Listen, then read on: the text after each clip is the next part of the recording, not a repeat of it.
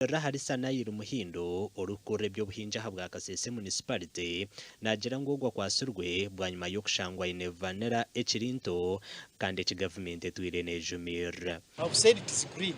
It is not yet yellowish. It is supposed to be yellowish. Then should you have that scent. You should actually hear, smell something. You should hear actually smells. You should hear actually some smell coming out. Muhindo nagira ngo kumanya ngo na vanera eyomere bagishorome chirinto tarumuka kunukamo kandi kire kubane rugamwa mizi konkeje bire yomere nkoburo bwo kusa. These ones which you have seen black, it were harvested when the soil like this, 2 months, 1 month. Then they would actually even be actually seeing some liquid coming from it. The vanilla ababi babajingiride ne bajiba atwe kusala on tukola ki ntijja mu ndinda kwe kujifumba atwe ngatumaze jifumba polisi neja nejiyola atenga siri waka. Of vanilla is being remembered in the Kasese district, and whereby there are even some of the officers who takes themselves to be above the law.